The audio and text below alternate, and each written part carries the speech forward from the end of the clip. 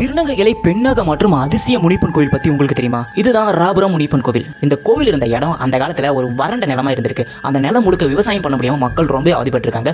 அப்ப பாத்தீங்கன்னா மழையும் பெய்யவே இல்லை, விவசாயம் பண்ண முடியாம பஞ்சம் வறுமைன்னு சொல்லிட்டு ஏகப்பட்ட பேர் இறந்துட்டு இருந்திருக்காங்க. அதே சமயத்துல ஒரு மந்திரவாதி அந்த ஊருக்கு வரான். வந்தது மட்டும் இல்லாம அங்க பஞ்சத்தால இறந்து போனாங்க பாத்தீங்க, அவங்க உடல்களை தோண்டி எடுத்து பல பூஜைகளும் மந்திரங்களும் பண்ண ஆரம்பிக்கிறான். அந்த சடங்குகள் பண்றது மட்டும் இல்லாம அந்த இறந்த ஆன்மாக்களை தன்னோட கண்ட்ரோல்ல வச்சுக்கிறான். கண்ட்ரோல்ல வச்சுக்கிட்டு ஊர்ல இருக்கிற எல்லாத்தையுமே கட்டுப்படுத்தி தனக்கு தேவையான எல்லா பொருட்களுமே எடுத்துக்கலாம். கொஞ்சம் காலங்கள் போயிட்டு இருக்குது. அப்ப ஒரு பெண் இறந்து போறா. இறந்து போன பெண் சாதாரணமா இருக்கல, சிவராத்திரியில இறந்து போறா. சிவராத்திரியில இறந்த பெண் சக்தி வாய்ந்தவளா இருப்பான்னு சொல்லிட்டு அந்த பெண்ணை நோண்டி எடுத்து அவன் பூஜைகள் பண்ண ஆரம்பிக்கிறான். பட் அந்த மந்திரம் அந்த பெண்ணோட உடல்ல வேலை செய்யவே இல்லை. அவன் போய் மறுபடியும் நார்மலா தூங்கிட்டான். கொஞ்சம் காலங்கள் போக போக அவனோட கனவுல அர்த்தநாரீஸ்வரர் வர ஆரம்பிச்சிருக்காரு. வரது மட்டும் இல்லாம அந்த மந்திரவாதியை அர்த்தநாரீஸ்வரர் வதம் செய்யற மாதிரி கனவு வந்திருக்கு. அவன் பயந்து போய் தன்னோட குலதெய்வமான முனிப்பன் கிட்ட போறான். முனிப்பன் கிட்ட போய் இந்த மாதிரி கனவு வருது, என்னை காப்பாத்துங்கன்னு சொல்றாங்க. முனிப்பன் கோவிலுக்கு பக்கத்துல தான் அவன் செஞ்ச சடங்குகள் இருக்கு. அந்த இறந்து போன பெண்ணோட உடலும் அங்கதான் இருக்கு. இந்த உடல் தானா ஏந்திரிச்சு அம்மன் சாமியா மாறுது. அப்பதான் அவனுக்கு தெரியுது இறந்து போனது ஒரு திருநங்கை தான். இப்ப திருநங்கை தான் அம்மன் சாமியா மாறி இருக்குன்னு. அந்த அம்மன் சாமி அந்த முனிப்பன் கோயிலே வச்சு அந்த மந்திரவாதியை வதம் பண்றாங்க. வதம் பண்றது மட்டும் இல்லாம முனிப்பன் கிட்ட அந்த ஆன்மாவையும் அந்த உடலையும் கொடுக்குறாங்க. முனிப்பன் அந்த உடலை தனக்கு பின்னாடி பதிச்சு ஆன்மாவை தன்னோட மாலையை போட்டுக்கிட்டாங்க.